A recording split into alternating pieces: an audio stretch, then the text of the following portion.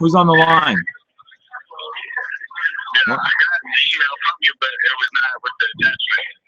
Okay, I'm gonna let Jesse know about that. I'm here. Can you hear me? No, I can't do that right now. Somebody mute. Yeah, Virginia, can you hear me? Virginia, can you hear me? Okay. Yeah, but so some people did not get the study materials. I don't know why. If you look at some of it, it totally is I don't either. what's happening today. Yeah, so I forwarded the reminder email, Okay. and they're telling me they still do not have the study material. Okay. Well, I don't know what else. It's on the webpage. I could get it off the website. So the study materials are not on the web. Guru, on to the people joining us Facebook page. online. They're in the email. The Guru, everyone who's joining the call, just bear with me just one moment. It's Virginia, and we'll be taking a roll call here in a little bit, and we'll be getting started shortly. There was an email down from Chairwoman Penny a few days ago with the study materials attached.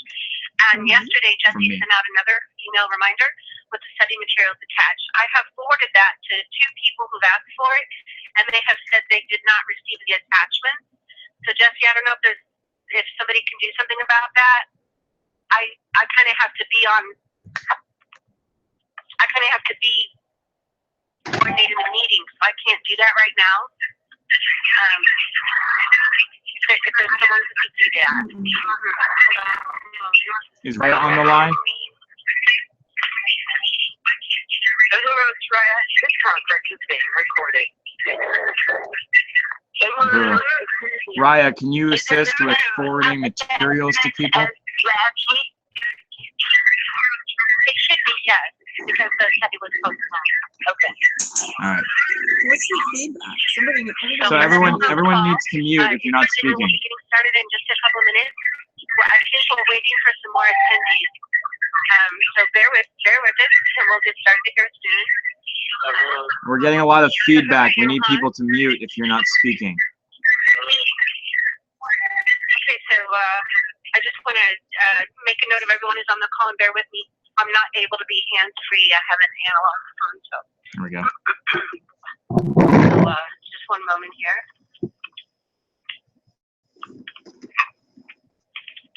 Okay.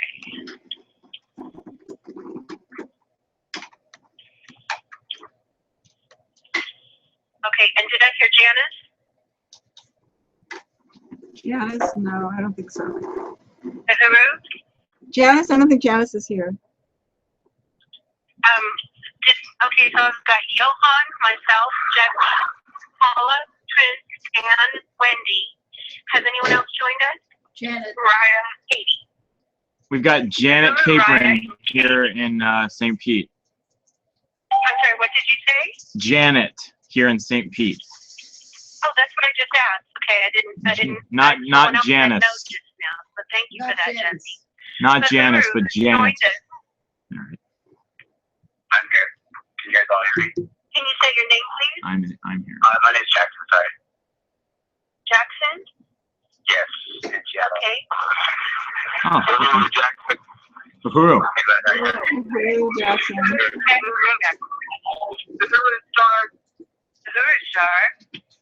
Could we say, I'm sorry, could we say that who's on again? This is Penny. I didn't hear that. Uhuru, can we say who's on again? Okay, so I've got Johan, Virginia, Jesse, Paula, Prince, Ann, Wendy, Raya, Katie, Janet, Jackson in Seattle, and Star. Is there anyone else? It's not Janice, it's Janet. This is Marquise. Marquise, welcome. Uhuru. Okay, this is Ruby. Ruby. Hi, Ruby. Uhuru. Okay, and is Penny, I'm assuming Penny's with us, right? Yes, I'm with you. Penny. Hi. Okay. How are you? Everyone, I want to thank everybody for coming into the study tonight, and to our APSC Chairwoman Penny Hess for leading these studies every Tuesday night. The African People's Solidarity Committee and the Uhuru Solidarity Movement is hosting these studies for our members and interested contacts to begin to understand how we as white people can see the world through the eyes of the African working class, and why it's important for us as white people to embrace and internalize the revolutionary theory of African internationalism as our own understanding and our own worldview. Tonight we're studying the state,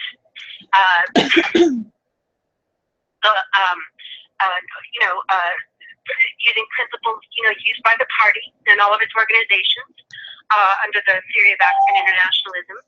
Chairwoman Penny will lead this study for about 1 hour, and then for the last 30 minutes, we will have discussion. Someone just joined the call. Who was that? Uhuru. Allie.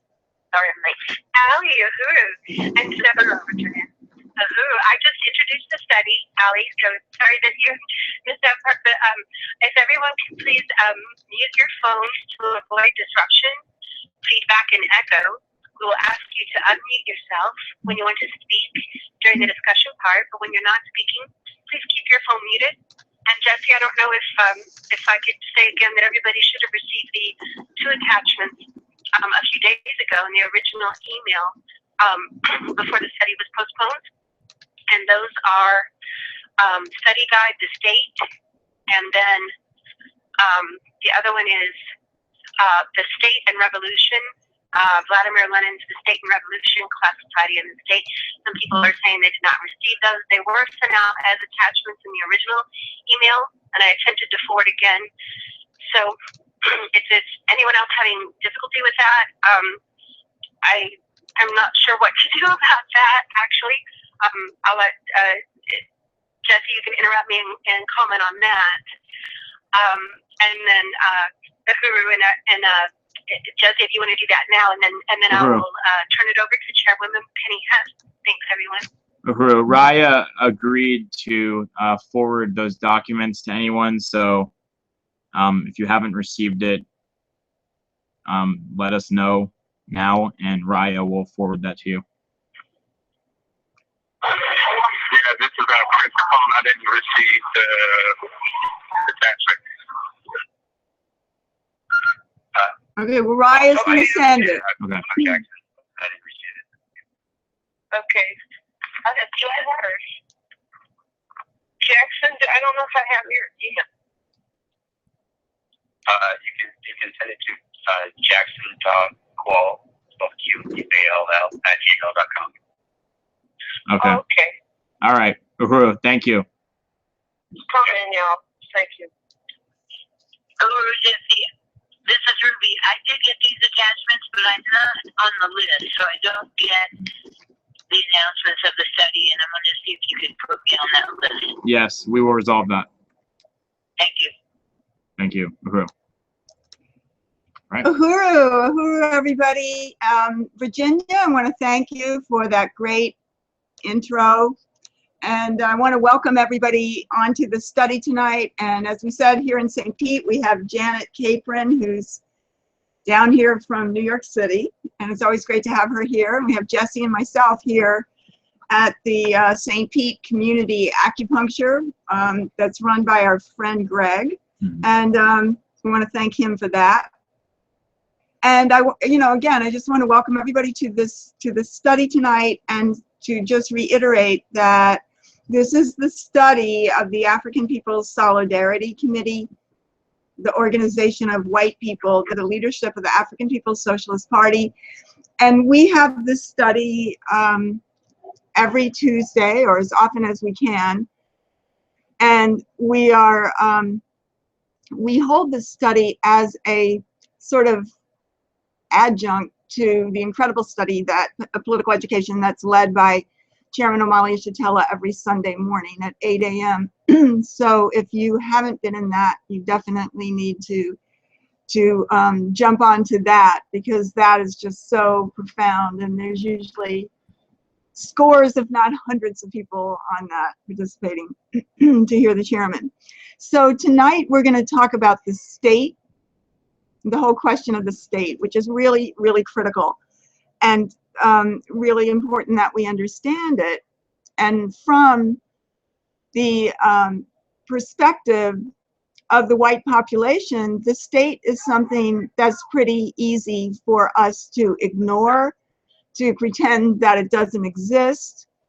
And it, you know, that can happen for us because we don't have the same relationship to the state that colonized African and other oppressed peoples experience, for one, and two, because actually, as the chairman says, we are part of the state, and any oppressor nation population participates in being the state.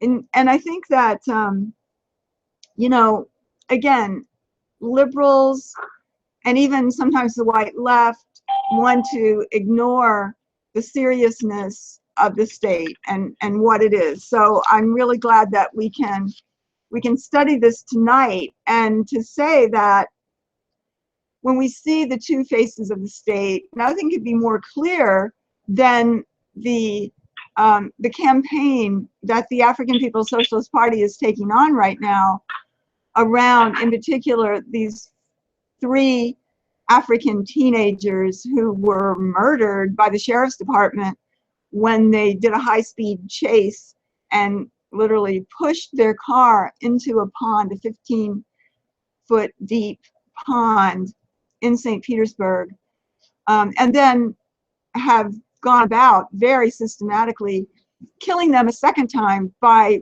criminalizing them in the media and from the sheriff's department, and criminalizing their parents and their families as well. This is the state. And, you know, the whole question that white people can raise when an African is brutally murdered one way or another by the colonial state, usually the white person, the white people are saying, well, they must have done something.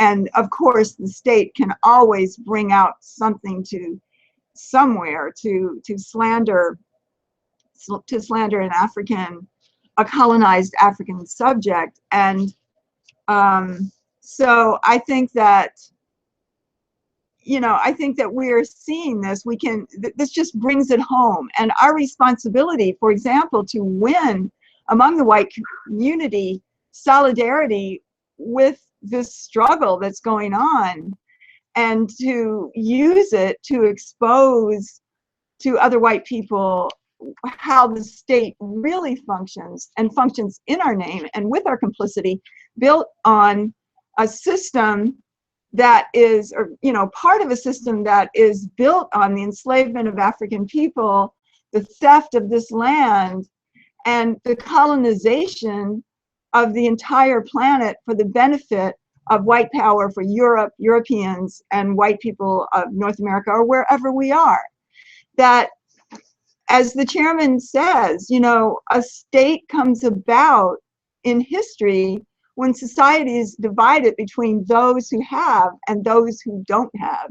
And he says, especially when those who have got what they have at the expense of those who have nothing.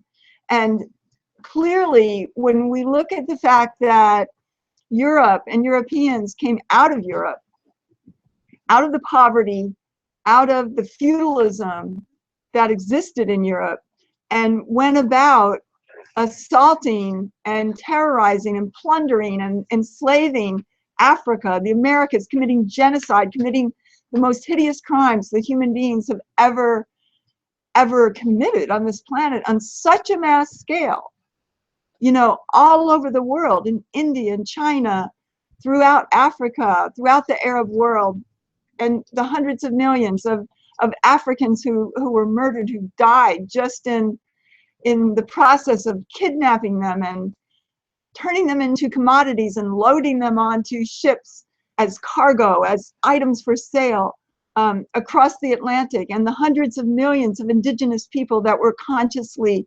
slaughtered in a process of genocide of which white people participated in and benefited from. Of course, there has to be a state power, an armed tool in the interest of the ruling class, to protect the interests, to protect the stolen loot that the entire white nation and white population expects and takes for granted as our heritage.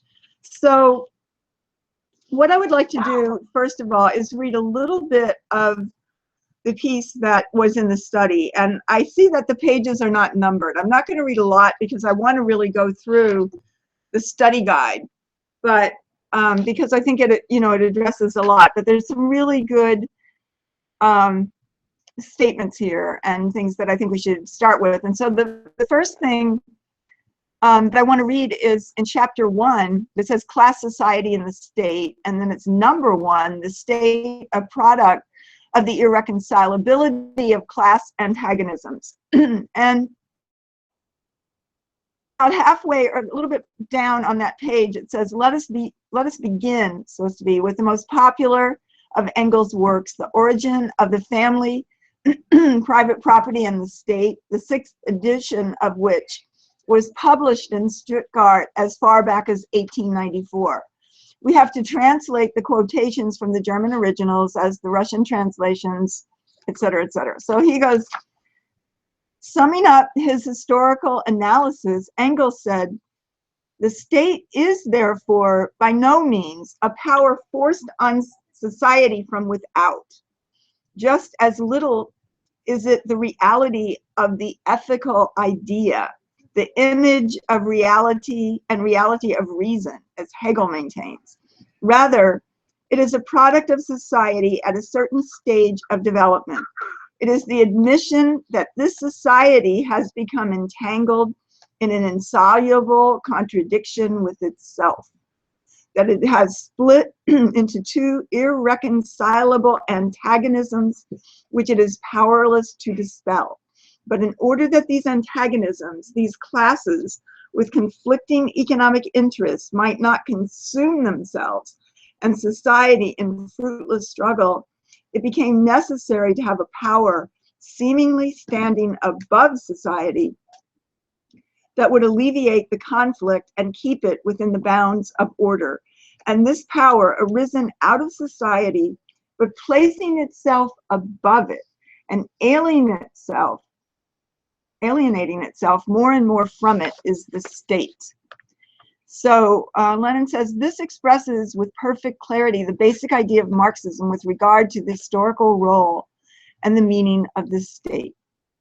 The state is a product and a manifestation of the irreconcilability of class antagonism.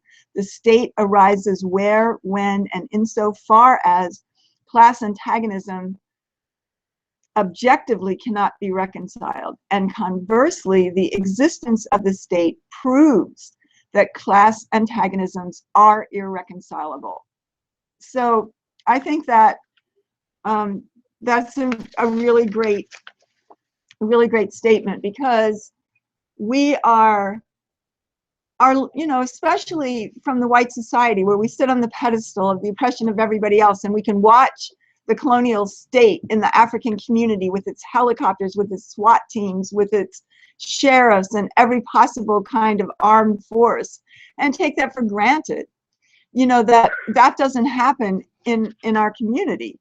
And it is as if, you know, he's saying here that the state portrays itself as this disinterested other thing that is above society. It's not part of society, that it is there to be able to sort of keep things together. And if it weren't for the state, the society would be total anarchy. And you hear that all the time. Well, what would it be if there weren't police?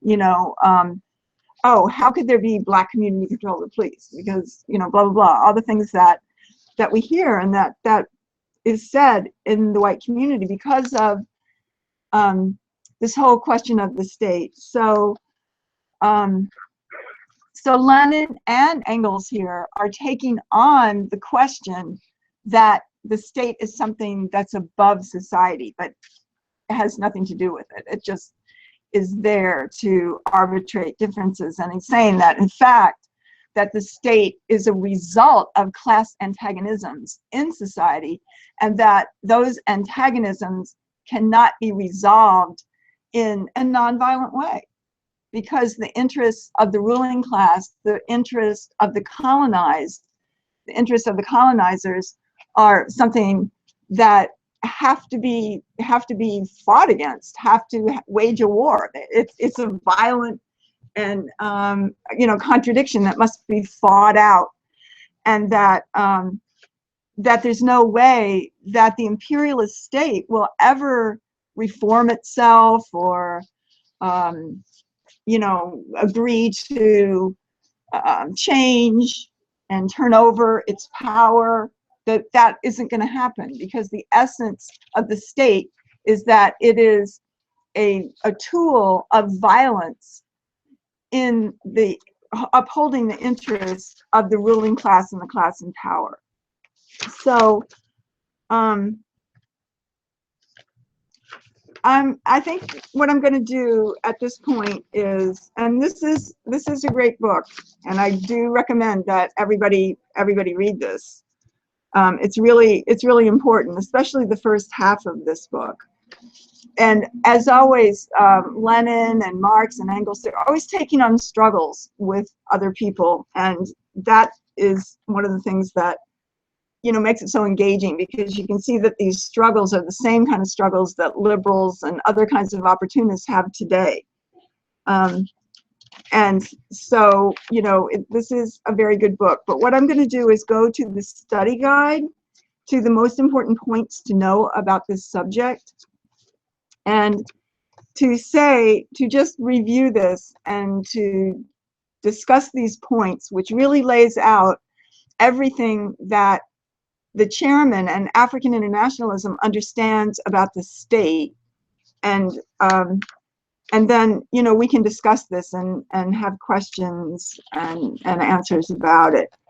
So, Penny, it's Diane. I'm sorry I came in late. I don't have the materials. Could someone forward me the email or something? I don't see it in the email that I have open.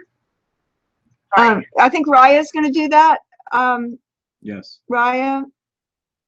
And I think we should figure out why people didn't get the materials. We need to sort of find out what happened there. Yeah.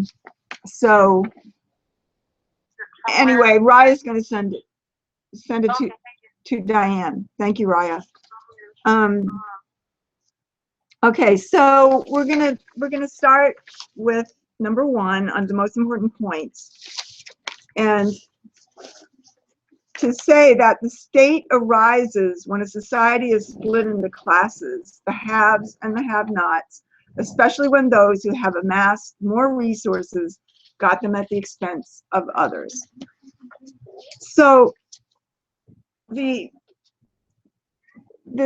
question is that Marx and Lenin, as the chairman has pointed out over and over again, had a really critical flaw in their theory. And the chairman is not an anti-Marxist or anything like that, but he does understand that the understandings of Marx and Lenin were limited to the understandings of basically white middle-class people in Europe in the 19th century, and that it is the responsibility of the African working class, especially because it is the cornerstone upon which imperialism rests.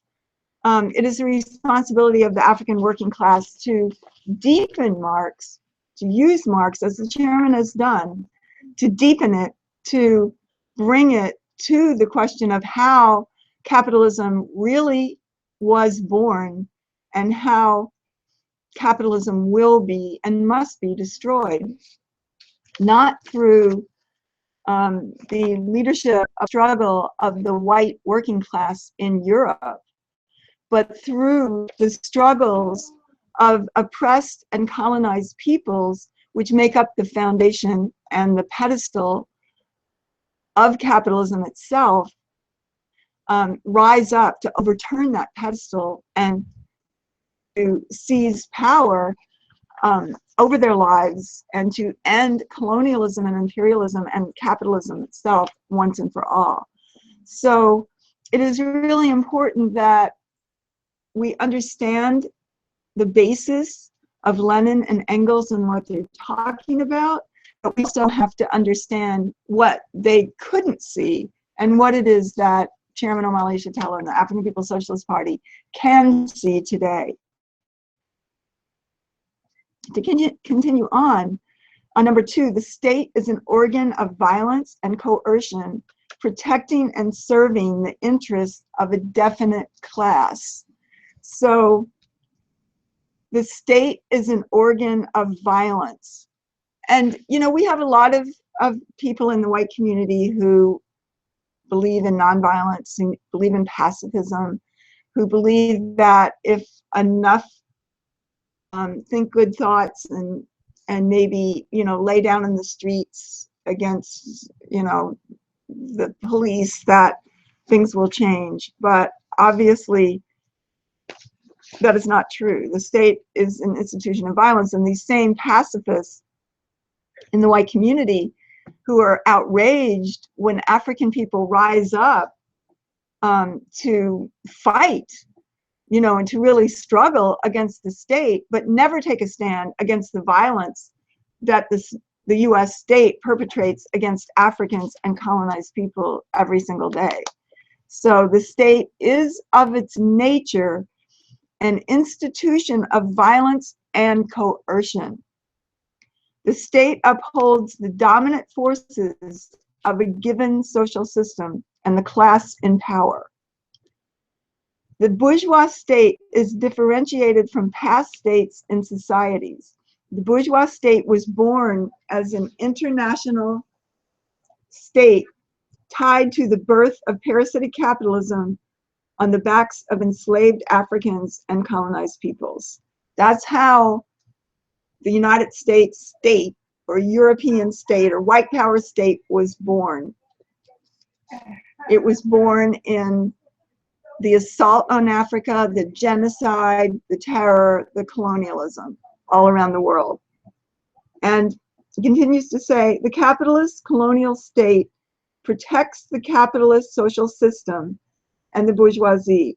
A socialist state protects the socialist social system and the working class. So that's really important, because when African workers or colonized workers come into power, they still have to have a state. Not ultimately when there's communism, when the withering away of the state, when there won't be the necessity for the state because no one has more than anybody else and no one has something at the expense of others. But during socialism, the workers are in power, and the workers have to protect themselves from all elements of the former bourgeoisie, which in every revolution they're there and usually propped up by the US government. The first thing the US does when there is a successful revolution anywhere in the world is create the Contras as they were used against Nicaragua, or the White Russians, or dislocated members of the former bourgeoisie of a country, of a colony, and use them, arm them, fund them to attack the liberated government, so that a government that promised its people that everybody was going to have housing, everybody was going to have an education, everybody was going to be able to read, everybody was going to have a job, everybody was going to have health care.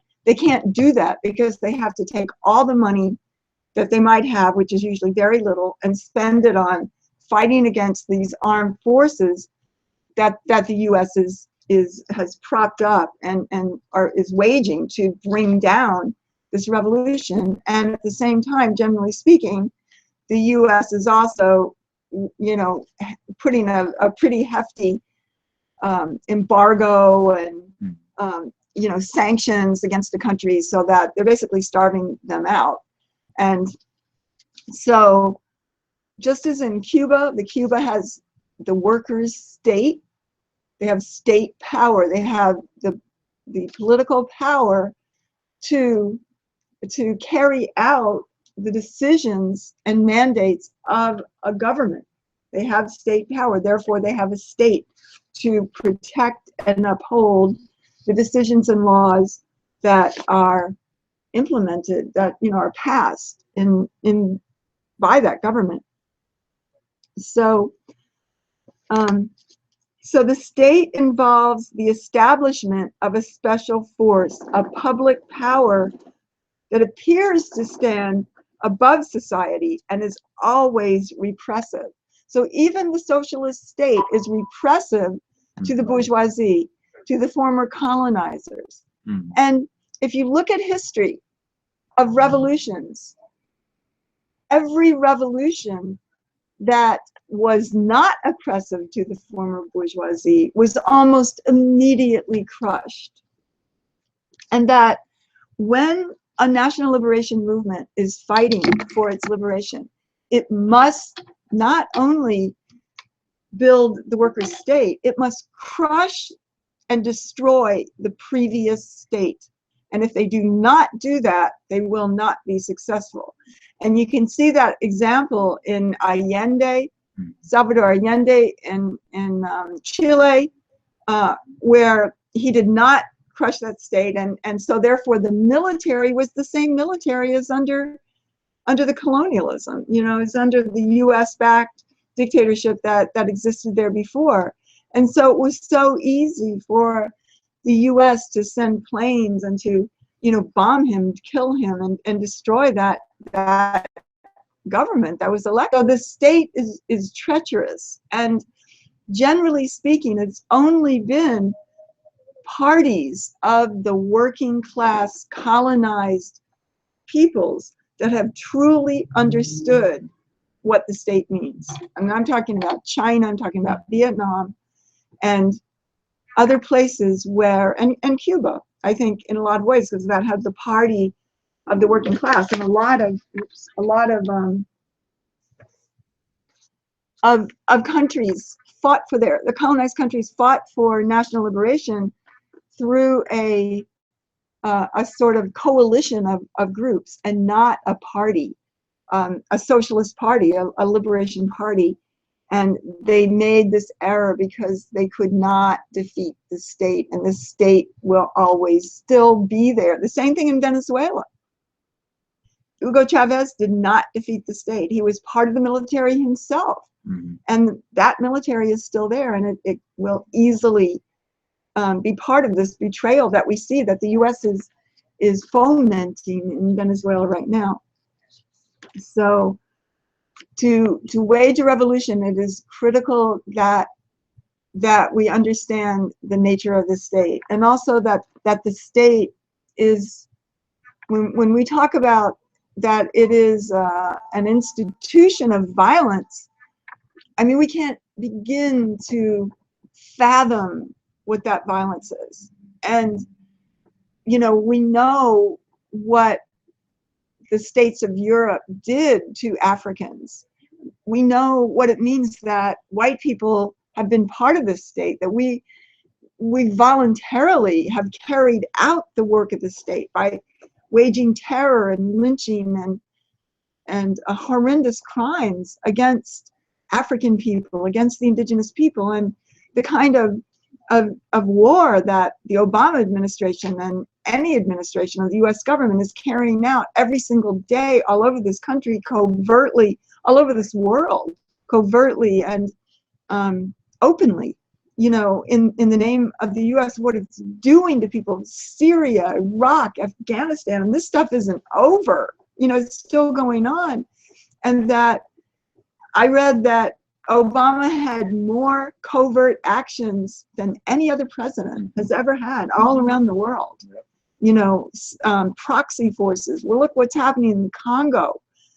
And it's the US government that arms the troops from Uganda and Rwanda, that those are US-backed armed forces going into Congo that have murdered 7 million Africans there, stealing resources. So again, the state is an incredible force of violence. And we see that here inside this country in terms of the violence, the terror, the intimidation that is waged against the African community right here. I mean, to think about the fact that this is a system where 1 in 3 young African men will go to prison in their lifetime, and the conditions in the prison, I mean, you know, where they're all in lockdown and sensory deprivation, and, you know, and children and little children are put into prison. And,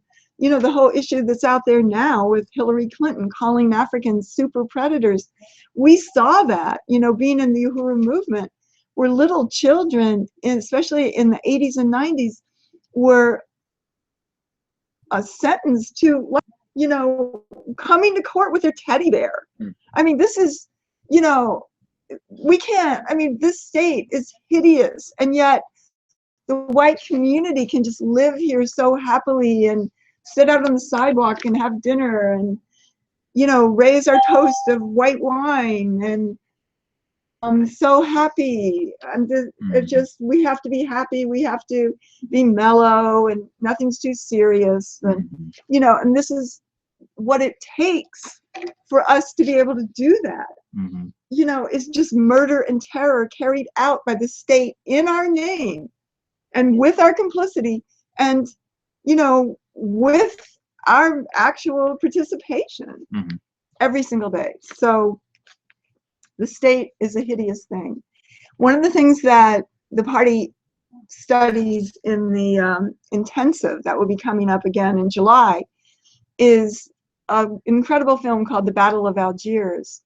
And it's a film that, you know, from the 50s, or no, I guess it's actually from the 60s, that shows the struggle for national liberation in Algeria against French colonialism. And it shows the state, it shows the waterboarding, it shows the torture, it shows what they did, and just the conditions of colonialism that are there. It makes your blood boil.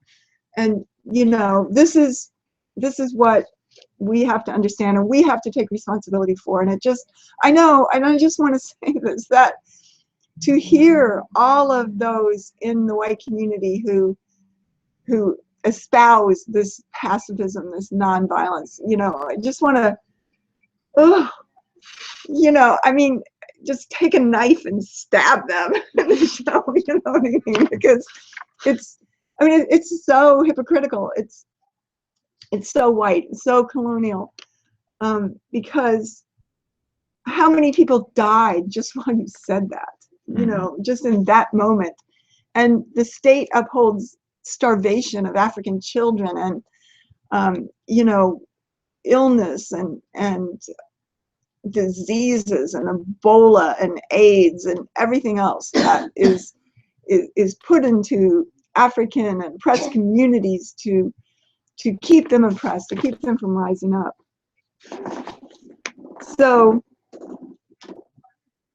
this goes on to say on number 7, the state uses the force of arms, creating special bodies of armed men and women to enforce its mandates and class interests. The state encompasses the police, the military, the courts, and prisons. The state forces its subjects to do things they might not want to do, like pay taxes or go to prison for something the state has determined is illegal. The state has the coercive power to enforce its mandates. You know, and the thing about, you know, the question of the law and what is the law, and you know, every time the chairman speaks at some of these press conferences and this whole campaign that we're talking about now of these, you know, turning history right side up to defend these 3 young 15, 16-year-old African girls who were murdered by the police, to turn history right side up and just show that what is the freaking law?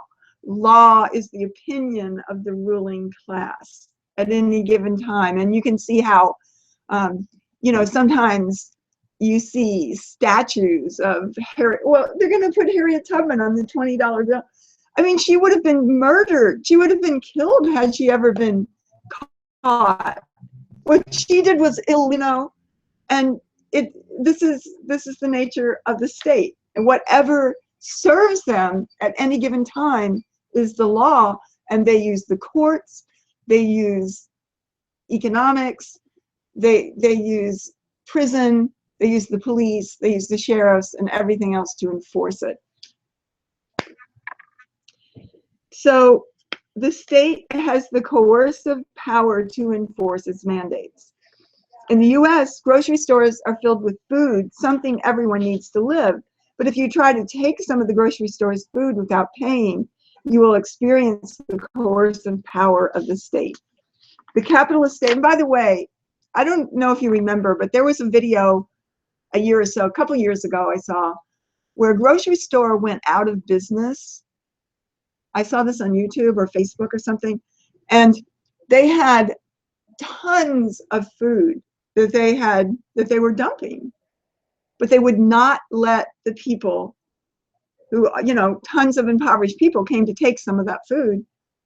They would not let them take it. And they had guns. They had police with guns protecting it.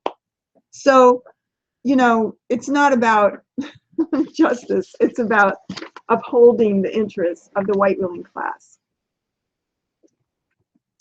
The capitalist state keeps the oppressed African working class from taking back the value of the labor and resources stolen and exploited from Africans by parasitic capitalism.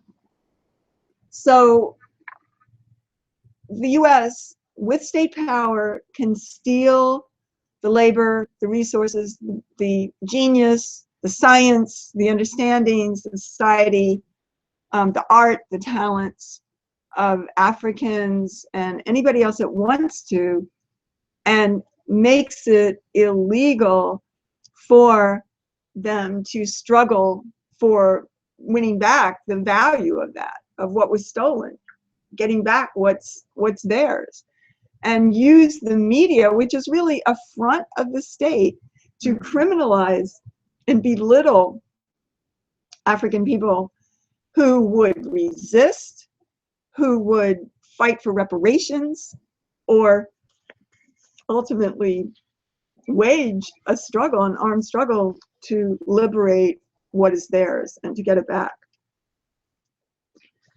So this goes on to say that the contradiction between the African working class and the white ruling class is an antagonistic contradiction and irreconcilable.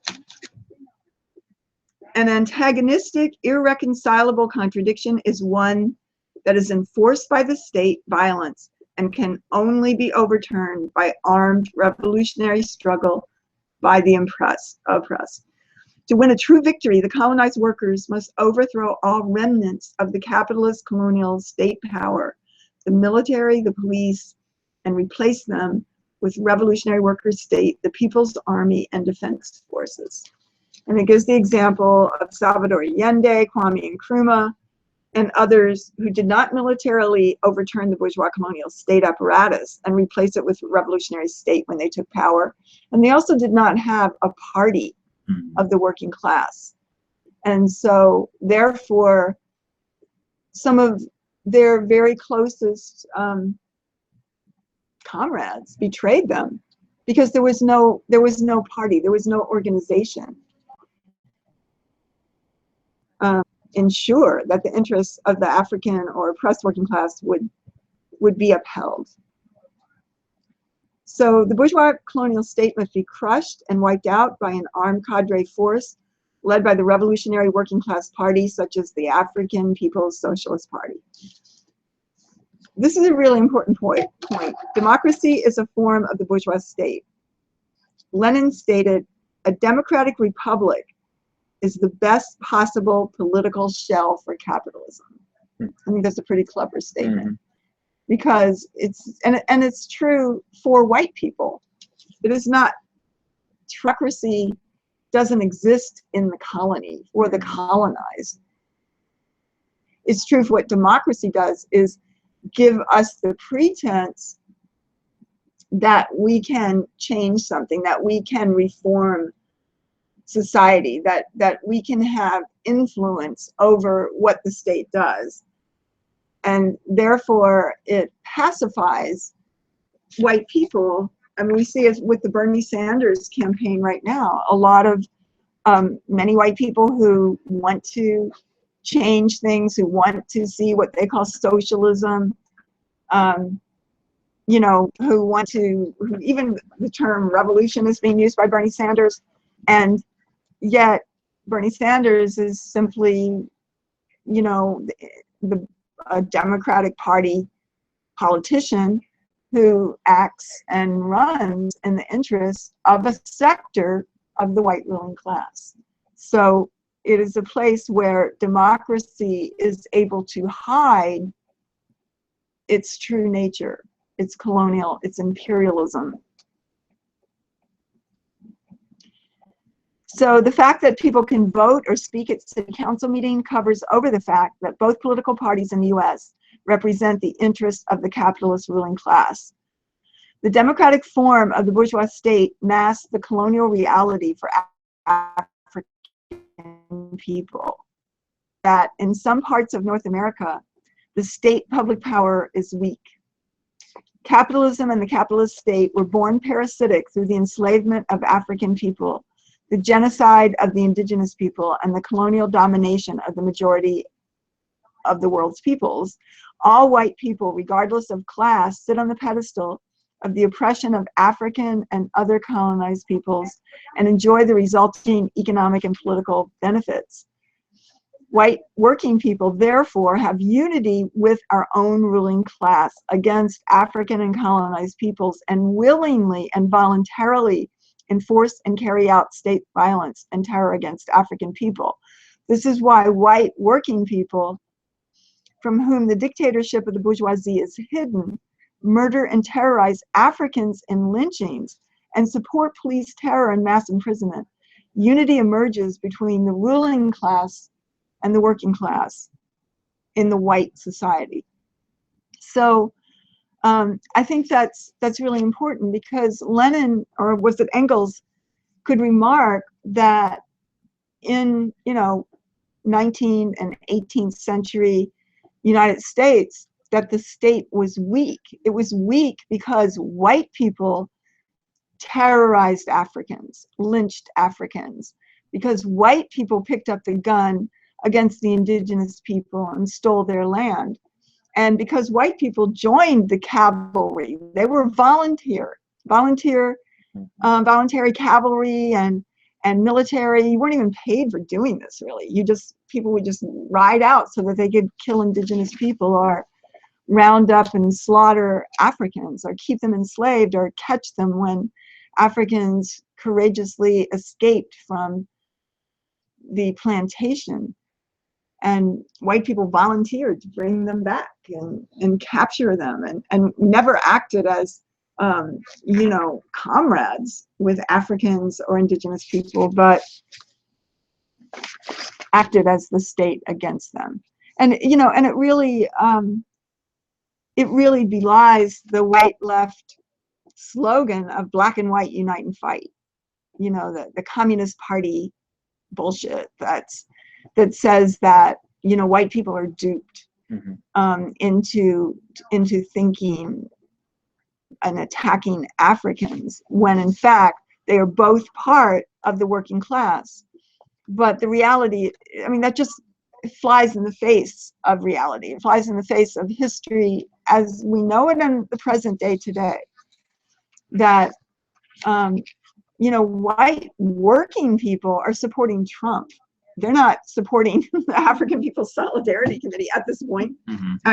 Some are, but not the majority of white people, because they see their interests as being an oppressor nation, as a nation of people, white people, who get everything that we get at the expense of Africans and other people, and therefore threatened by the kind of resistance that they see inside this country and among oppressed and colonized peoples around the world. And they're trying to bring back the good old days when white people could just, open carry assault weapons and everything else, or nooses, and just openly go out and lynch people. And when we talk about the law, all of the 10,000 lynchings against African people that happened in this country, that was legal. White people weren't prosecuted for that. White people didn't go to jail for that. That was basically state-sanctioned genocide against African people, and the same thing with the genocide against the indigenous people was absolutely legal. In fact, white people were given land in the West if, and only if, they were prepared to fight and kill the indigenous people to protect that stolen land. So it's a white people's state. And that's something that the chairman has defined, and it's very, very clear and very obvious that there is not working class unity inside this country.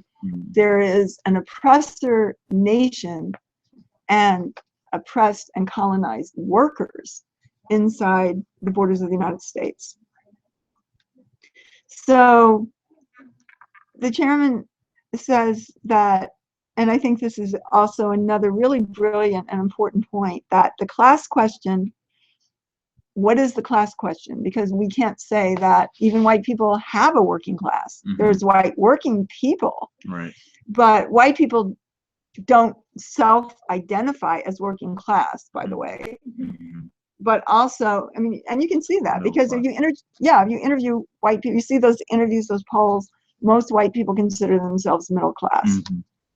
And if by some reason that white people are very poor or homeless, then this is something that's an anomaly within the white society and is something really shameful that white people work to overcome. But basically, because of the stolen resources, white people have social wealth. And I read a statistic that the poorest white family can get $3,000 in an emergency from social wealth or from relatives easier than an African middle class family. Wow. So that makes the point. So where the working class is, what the working class means today is colonialism, is the colonized people, and the colonized working class is the class that has the ability, which is nothing to lose but its chains, to make and lead the revolution that will bring down capitalism and imperialism. And that African people inside the US are colonized subjects no different than Africans under apartheid regime of South Africa. Therefore, there are two faces of the US state: the democratic face of the state for white people, and the full force of the violent, coercive colonial state used against African workers, and the dictatorship of the bourgeoisie. The white people's state is also visible in Israel, it's visible in South Africa, wherever white settler colonizers are, regardless of their class, and unite with their own ruling class in the oppression of the colonized. And of course, you see this in Europe, and especially now that it's visible because so many Africans and Arab and Muslim people are forced to come to Europe to be able to regain or experience the stolen wealth that Europeans have taken from them through colonialism. The democratic form of the bourgeois state serves to obscure the repressive nature of the state towards African and oppressed peoples. In the current crisis of imperialism, many white people are beginning to experience some of the coercive face of the imperialist state, which they call fascism. And the chairman has just, addressed this question of fascism so brilliantly in his, different things, the presentation that he gave at Black is Back, editorials that have been in the Burning Spear, and, where he's taking on this fact that basically fascism is where the state forces white people to begin to experience a little bit, a taste of what colonized people have experienced for the last 600 years. So so he shows how it's not feasible for African people to struggle against fascism, that fascism for white people will only end when the colonial system is overturned. So he says the fascism is often defined as a form of the state characterized by the exposure and use of armed force against the citizens and lack of democratic rights. This form of the state has always been used against African and colonized peoples and is the norm for the colonial state, though seldom recognized as illegitimate by the same white people who protest such methods when applied to themselves. Fascism, colonial terror used against oppressed people. So this goes into, and I don't know if we have time to go into this, but the question of counterinsurgency is really important that we understand, and that is a classic function of the colonial state. It's a necessary function of the colonial state. And the reason that it's necessary is that counterinsurgency means the struggle against insurgency. Insurgency is their term for the uprising, the resistance, the rebellion, the anti-colonial movement.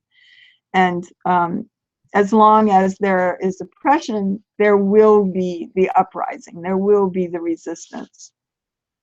And that counterinsurgency are the methods that that the imperialist state, the white power state, has crafted to basically attempt to destroy the resistance. And there's a lot, we could have a whole thing on that. In fact, next week we want to use the chairman's speech called The Wolf and the Double-Edged Sword, which is, I think, one of the very best speeches, presentations that the chairman has given on the question of counterinsurgency. So it's, it's really important that we understand that. But I would just say that counterinsurgency is a method of the colonial state to maintain colonial domination of the colonial state. And counterinsurgency is the military, political, economic, and other actions taken by the oppressor nation state against the revolutionary movement and our guerrilla warfare of the oppressed and colonized people. So counterinsurgency is called a war without terms. When white people fight white people, when America would fight Europe, they have military agreements on what they can and they cannot do. They have these protocols that they carry out to make sure that prisoners of war are taken care of and all this kind of thing. But when white people and the white states of Europe and North America wage counterinsurgency, it's a war without terms. They would do anything. They will do anything, and they do. They torture, they kill people's children in front of them, they pull out their fingernails, they drop them from helicopters. It's infinite. It's the waterboarding, it's the torture, it's the terror.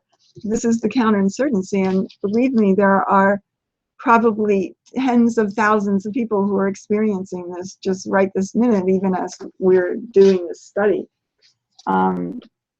both inside this country and around the world. So the US government's counterinsurgency, specifically towards the Black Revolution of the 1960s, is known as COINTELPRO, which stands for the Counterintelligence Program.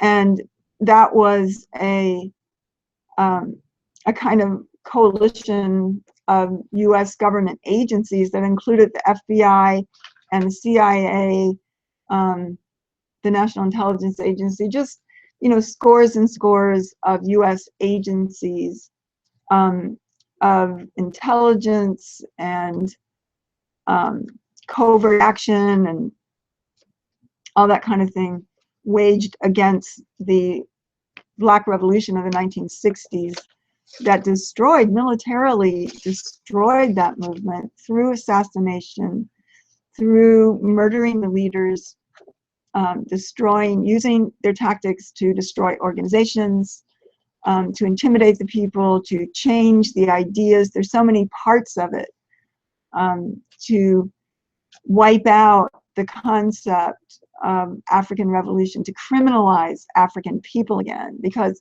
during the 1960s, the African revolution had the moral high ground of the world. I mean, everyone recognized that African people were oppressed inside the US. Now, subsequent to that, part of the counterinsurgency was bringing drugs in that the US government controls in Afghanistan, in Vietnam, or in Southeast Asia, in Latin America, and imposing those drugs onto the African community, criminalizing that community. And as we have seen, subsequent to the defeat of the African Revolution of the 60s, has built thousands and thousands of prisons and filled them with African people in for 3 strikes you're out and hideous long sentences and in just, you know, inhuman conditions. So that this is part of the counterinsurgency, to salt the earth, to make sure that African people would never rise up to struggle again. And yet we see that that is not effective, that the struggle will always come back around. And certainly with the leadership of the African People's Socialist Party that bridged that period from prior to the counterinsurgency through the counterinsurgency, when the party was the only voice out there fighting for the agenda of the African working class, again, to today, where, as the chairman says, several generations of young Africans have come up without ever understanding or recognizing what it will take to win the African Revolution or knowing anything about the past history. But we see, you know, the work of the chairman. The party was able to survive the counterinsurgency, is still here, and has, as the chairman says, the responsibility not only to lead and wage the African Revolution, but to lead and train the revolutionary forces of the entire world. So, you know, next week we can talk more about the counterinsurgency. So, as you know, as a key part of the colonial state, and I would like to leave it at that for now. And we can open it up for discussion and questions. Uhuru. Thank you so much, Chairwoman Penny. We all really appreciate this remarkable study under your leadership. Before we continue with discussion, it's Virginia, by the way, Uhuru Comrades. Could I just make sure that I have an up-to-date roll call, and then we'll get into discussion. So there's myself, Penny, Jesse, Paula, Prince, Anne, Wendy, Raya, Katie, Janice, Jackson in Seattle, Star, Marquise, Ruby, Johan, and who else is with us? Can you speak up if you did not hear me call your name? Allie. Uhuru, Allie. Thank you. Anyone else? I know we have 5 viewers online. I'm not sure who they are. 6 viewers, actually. I think Ann Hirsch was one of them. Yes, I called Ann's name. Oh, yeah. Uhuru. Uhuru. All right. Great. Okay. So Chairwoman Penny Hess has graciously opened it up for discussion. Thank you, Chairwoman Penny. Uhuru, this is Marissa. I'm getting on the call. Uhuru, Marissa. Marissa. Uhuru. Uhuru, how are you? Good. Glad to be here. Good. Okay, so I think somebody might have. Yeah, it sounds like somebody has the YouTube link open and they're watching it. We're getting a delayed feedback, so if somebody could mute. All right. I'd like to start. Yeah, go ahead. Uhuru. First of all, I want to say that I think the sentiment across the board is, you know, that this is really a breath of fresh air, and we're all very glad to get these studies going again. You know, and excited to have it going on every Tuesday night, you know, continue these studies, and appreciate you for resuming these studies, Chairwoman Penny. And this was a great topic to start with. in light of everything that has been going on here, you know, and every day all over the world, but especially here in St. Pete in the last few days, where we've seen the state in the most hideous, naked form, including through the media, like you talked about, which is an arm of the state around this case of the 3 Africans who were killed. And I just had 3 quick notes I wanted to share based on the study that you just led. One is that quote from Lenin, that a democratic republic is the best possible political shell for capitalism. It's a really good quote. And it's actually way more profound when you reevaluate it with the African internationalist understanding of what capitalism is. Because Lenin probably meant like capitalism as in workers getting exploited by bosses. When you understand that capitalism is a parasitic system where the white nation as a whole oppresses the African nation and benefits from the oppression of the African nation, then the statement is even truer. You know, that democracy is the best shell for that because it's a white people's state. Right. And historically, you talked once about this book that showed that how like the genocide against the native people was voted through, what do you call it? Through different town hall meetings exactly. and stuff. Yeah. It was democratic genocide. Right. And so that was one point. And also, like, there's this quote that I see white leftists put out sometimes. I don't know if Mark said it or who said it, but it's like every 4 years, the slave master gives the slave an opportunity to elect the new slave master or something like that. And it's not really true about white people, though. It's more like every 4 years, this plantation owner, you know, gets to elect the overseer or something like that. It's not the same relationship. So that was one thing. 2, that the whole thing about how there's the white working class and what you were talking about, or the so-called white working class, that, you know, we actually, the USM National Office missed a call during this study, and we've been getting a lot of calls and emails from angry white nationalists in the last few weeks in response to the convention and the video that Ghazi Kodzo made. And I don't think these are wealthy people calling us, because a lot of the time they say, I don't have any money. Right. I'm Irish. My people were oppressed. Right. But it's like any other oppressed people, or actually oppressed people in the world, doesn't say, I'm oppressed, therefore screw you.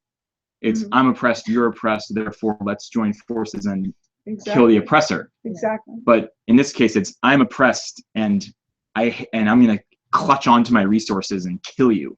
You know, it's my stolen resource. So that was one thing. And I would just say on that, because in Fanon, I'm pretty sure it's in Fanon, where he's saying that, or maybe it's in Amy Cesar, but it's, you know, in the period of the anti-colonial struggles of the 50s, pretty sure it's Fanon, he says, how can we understand the fact that the poorest Frenchman in Algeria carries out the colonial terror against us? You know, he said we just can't understand that as the Algerian people, because no matter what, the identity of white people is in the oppressor nation. That's the identity. That's why the Trump issue is so clear. You know, he's just telling it like it is. This is our identity. Let's go ahead and say it. Exactly. So the last thing I want to say, and I'm trying to say this quick because I definitely want to hear from other people as well, but I think this study is really important because it helps clarify why, as white people in APSC and the Solidarity Movement, we're African internationalists and not anarchists. You know, and like anarchists are against, or say that they're against, the state in general, and so they would be as much against an African workers' state as they would be, or at least they would claim to be, against the capitalist state. And the chairman has explained that the struggle of the African working class is not to take control of this state; it's to destroy the capitalist state and replace it with the African workers' state. And the purpose of the African workers' state, like you talked about, would not have the same purpose as this state. The purpose of it would be to maintain the freedom of African people through repressing anyone that would try to enslave them. Whereas this state is about maintaining the oppression of African people by repressing anyone who would attempt to free them. It's the polar opposite. So that was the last thing, and just a great study. Uhuru. This is Sandy. Uhuru, Sandra. Hi. How are you? Did you have a question or comment? No, I just want to tell you I enjoyed today's meeting very much. Thank you. Thank you for coming. Uhuru. Yeah. Janet has a comment here. Janet, apropos of what Jesse was just saying, and what we've been talking about, I wanted to go back to the reading because I had a question about that. Okay. About Lenin's, he keeps talking about the withering away of the state. Mm-hmm. And if I'm to understand, so far in history, we have not witnessed anything like that. No. Mm-mm. And in fact, we haven't even witnessed, I don't think, as you were saying, a successful state of the working class. There has been no successful revolution to speak of because right now the dominating the empirical forces are just too strong against everything, and even what the inroads they're making into China and everything else. I mean, it seems to me as if the dominant class is infiltrating everywhere. I mean, it doesn't seem like any place is safe at the moment. Well, I think that's really important because, I mean, there have been successful revolutions led by communist parties and even by coalitions, but they have had success for a while, but they couldn't sustain it because the chairman says that capitalism is a world system. There's no ability to have an economy separate. So my question is, I think before we can see a withering away of the state, which is what we all would want to wish for, it's going to take a global overturning. Yeah, it's going to have to be a world revolution. So the chairman has really talked about that a lot because he talks about the withering away of nations. Mm-hmm. Right. And that ultimately, with the withering away of the state, comes the withering away of nations. But that has to happen when there's no remnants of the former bourgeoisie. Yeah. And that's going to take a while. Yeah. Because there is going to be that. But this is why and they're going to be armed. I am a member of Solidarity rather than just a member of the white left. Mm-hmm. Because I think in order for this to happen, anything like that, anything we can imagine like that, it has got to come from all the oppressed people, the indigenous people, the Africans, all around the planet are the people who are on the hot stove, are the ones who are going to have to lead this. Mm-hmm. You know, it's not gonna come from us. I don't think it can come from us, and then in turn, no, it has to come from the people who are actually being the pedestal. Yeah. And we sit on that pedestal. Yeah. Right. Yeah. That's correct. So that's why the thing is, it makes sense for me to be a member of Solidarity. Yeah. Mm-hmm. If I believe in this change being necessary, which it is, because, and one of the reasons that I can have faith is because the chairman has described societies in the past. For instance, I can remember one thing he said that has stayed with me is when we came and came to this continent, right? And the indigenous people came out to welcome us, and he said the way they've been characterized as being naive and childlike, but no, they were excited to see people from another land because they were used to this kind of exchange, and there was a natural curiosity, and he described the elephant being brought to China from Africa or vice versa, or how there had been an exchange of cultures, and that it wasn't automatically you go to some place and just destroy everybody, So why would they assume that? You know, and that's, Right. there is another way to be that Yeah. is equally human, Yeah. that is, you know, equally Far more historic, human. far more human, of course, far Yeah. more human, but also, you know, has historic, has precedence. Mhm. And we, you know, we can look to other examples of other cultures to know that it doesn't have to be this way. Because I think part of the cynicism on the part of white people that I know is that they just say this is the way, you know, it is. This Right, is and like, power corrupts, Yeah, and power absolute corrupts, power yeah. corrupts absolutely. that's right, that's right, that's right. You know, well, under this system, it does, Yeah, you know. right, yeah. True. Uhuru. I want to Open up open the it up line to here. others. Anybody? Hello. Uhuru, Yeah, you're on. Yes, Uhuru, you're on. Uhuru.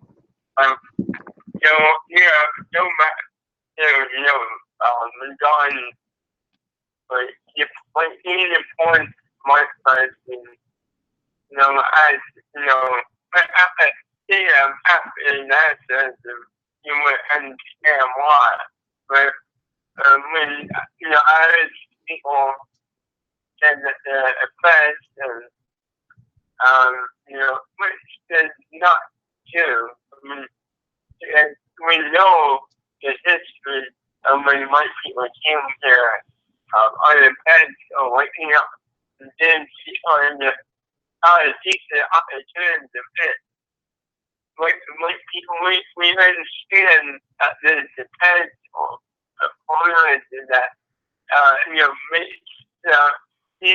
European that maybe affect, you know, way about when they come here and become white because yeah, historical after people and you know, and declaring it all, you know, when people are state, they attack like state, and we're in right now that when people fear one generation step to move up and on the pedestal of the colonization of African and the genocide against Native people.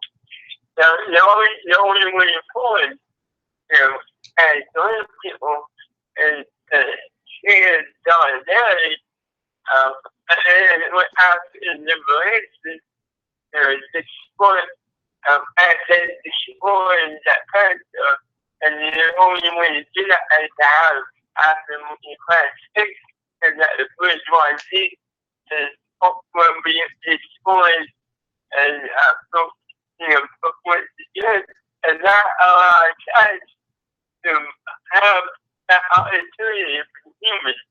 Right. And that is the humanity. And without this story that parents we cannot be human. Without parents, we cannot be part of the family.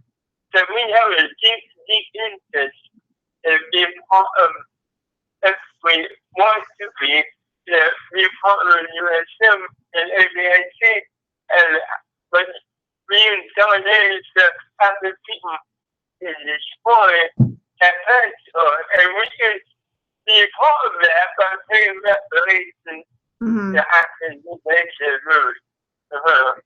Uhuru, and I mean, and that's what we have to win, is that with thousands and thousands of other North Americans, that it is in our interest to do that. Yeah, oh yeah. Uhuru, was somebody saying, I'm sorry, was somebody else going to say something? Oh, it's Virginia. I was just remarking that such a beautiful sentiment that Johan just shared, Yes. and that not only does sitting on this pedestal of the of capitalism and colonial oppression, as he just pointed out, you know, keep us from being human, but in order to be human, you know, to show unity with the oppressed and join the side of the colonized. And that we, as Johan said, we have a deep interest in uniting with the African Revolution. And I just think it's really interesting how Chairwoman Penny, you pointed out how sometimes the liberal left pacifists will just recoil in horror at any real resistance of African people, and you know, against the oppression that they suffer. And so there's that to sort of overcome or dispel. and yet they'll yawn at the colonial oppression that's ongoing. And then on the other hand, as Jesse pointed out, sometimes the further to the left of liberal, the anarchists will say, "Oh, the state bad," like that. And yes, an oppressive capitalist state is bad, but as you pointed out, in order to get to communism, in order to get to the point where the state is no longer necessary, in order to overturn colonialism, there has to be, a state of the African, and colonized people, working class. Thank you. Yes. That's right. So we got 10 more minutes for more discussion. People on the phone. It's Diane. Yeah, just on the subject of that there have been different revolutions around the world, but they can only sort of hang for so long because the imperialist capitalist world system is still in place, so they're kind of isolated in a certain way. So I think that maybe I don't know if I'll say this, but maybe you can say this better, but I think there's something to be said about that where the African Social Party is kind of based here in the belly of the beast, and we're in the belly of the beast, and so I think there hasn't really been a rough, well, there was the 60s, of course, but the fact that the Vanguard Revolutionary Party of Africa is inside the belly of the beast and kind of in striking distance of the heart, I think that that's why it's renewed and it's built, so powerful now. I mean, I think, that's going to change, obviously, the situation. Diane. That was Diane. Yeah, I just wanted to say, in terms of also just back to the question of humanity and white people, that if you haven't gotten to watch the press conference from today, you need to watch it. Yeah. Available on YouTube or Facebook this evening, if not already. But I mean, the humanity of Miss Clemens, the mother of Dominique, was, oh my God, so profound. And the way that she expressed her unity, the Wuru movement. And what was the great thing she said? She had a great statement about, for some reason, it just escapes me right this minute, but it was so higher power. She said, she calls the Wuru movement a higher power. Yeah, it is the higher power. It was so great. And just how, instead of her lawyer, why she went with Aaron instead. And why she went with the Wuru movement, and this is her family, and this is where she needs to be, and she's amazing. And I mean, this is a woman who's raised 5 children. She doesn't drive.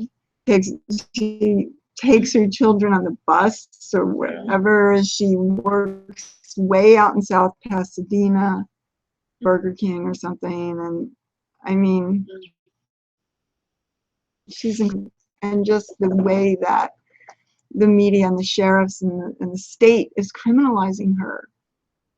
But it's her fault. She has to learn parenting when, oh my God, they showed videos and she read a letter that her daughter, about how much she loved her and respected her mom, and I mean, it really makes you ill. Think about, what the crimes of white society every day, and that the African working class, which is so amazing and so much humanity, as we can see from the party, is criminalized and just raped. It's just. Yep. Yeah. Uhuru, Ali, is that you? Uhuru. This is Sally. Yeah, Uhuru is Chairwoman. I appreciate it. the study and what you're saying, what's the press conference, and it just absolutely the study how African internationalism is just extraordinary. I mean, it's just, you know, to be able to understand, you know, that what the chairman's saying about this is a white people, and understand how, you know, conversely, what you're saying, humanity of African people and indigenous people and the white people, you know, to be able to understand why, you know, the whole ideology and superstructure of whiteness, white power, you know, is what it's saying in here. It's not about society. It's reflect band of white society. You know, and the white people, no matter what amount of money we have, has the same exact ideology that is completely, you know, against the rest of humanity. You know, that we can objectify whole people to the extent where, you know, there is no empathy. You know, just to be able to watch the cops, you know, just murder those girls, you know, like with absolute callous. And then white people can just look at that and say, you know, they're the ones who stole the car, you know. Right. I mean, it just really explains that, and there is no other explanation for it. So I so appreciate the chairman's analysis, because it means, you know, that we can take the stand against that whole class, against that whole society, against, you know, the style system. So yeah, I just really like that. Yeah, 5 more minutes. Hello, this is Marissa. Can you hear me? Yes. Yes, Ahura Marissa. Okay. Hi, I just want to briefly say I'm going to have to be watching the webcast, the recorded version, because I was not able to hear most of it. But I'm thinking about what I can contribute to the discussion with the police brutality that's been going on in San Antonio, and how much, well, of course, with Ferguson and Baltimore and Cleveland and everywhere else, how you know, it's a public lynching, and, you know, in the media, you know, the media is another lynching. It's like a double lynching. Yes, yes, that's and right. people are actually so acceptance and of defending the police officers, and they're just like, they're so obsessed with protecting the state and police officers and what they stand for. And we have police unions that are so powerful. They use this phony Supreme Court cases as saying that they have reasonable objectivity of the threat, and that it can't be hindsight. It has to be current, like present day interpretation of the threat. So they just always cover up all of their tracks and all of their blatant, you know, racism or negligence, and they can always get off. So you know, we definitely have to, you know, have a stronger attack, a more unified attack to getting to this, because it seems to me that we haven't really gotten any victory with police brutality, and they're always really minor, or they get a manslaughter, or they get off, or they get community service, whatever it is, and it's just so, you know, it goes so, it's in all of our communities, and it's affecting us all. We have no fairness, and we have no. How can we actually consider this a fair or free country with such contradictions, and the fact that people don't get involved? And it just frustrates me to no end, and I'm so glad to be with people that aren't willing to just, you know, cave, and they're going to continue to fight, and fight with the right people and with the right power in order to get to where we need to go. Because this is the only way we're going to win, going in this direction. Yeah, I appreciate that. And I mean, I think that that's why the party's demand for Black community control of police is really critical, because reform of the police department is ridiculous, and it's not going to happen. You know, it's a Band-Aid at best. And that Black community control of the police is really the beginnings of African state power. It's saying we all have the power over the state in our communities. And it's really a bold demand that is going to gain a lot of popularity, and it actually did have in the 60s as well. And it's really brilliant because it's something that millions of people can unite with, including white people. And at the same time, it exposes the question of the state. You know, who controls the state? And that's the issue, because, you know, Black Lives Matter is not going to change anything. It's part of the Democratic Party at best.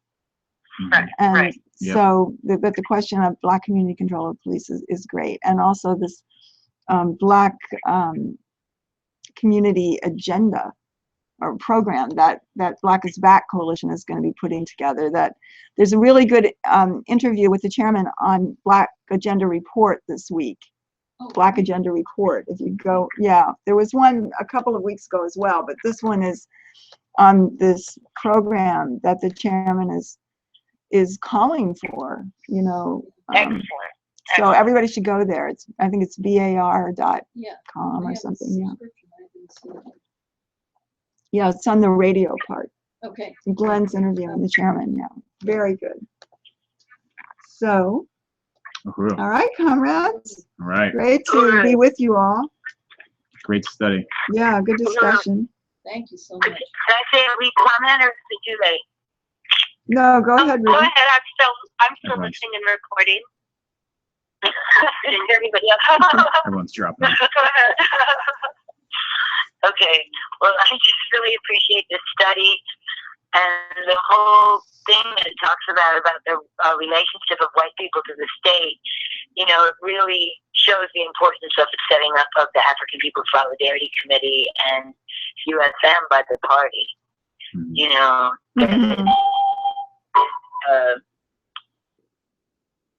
I guess I'm the only one. No, we're here. Yeah, I think people are dropping out. And we're still on Thank you so YouTube. much for that comment, and thanks to everyone on the call and who joined us for the study today. We do have to close now, but I will be sending out a synopsis of our study tonight to everyone, sort of like a Awesome. minute, if you will, Yeah. for you to refer to. Thank you, for future Virginia. reference to the study. And I just want to thank Chairwoman Penny Hess so much for this study, and Thank thanks you to everyone all. for joining us. Thank you, And Virginia. we'll now close the study. Whoa. Hello, comrades. Guru.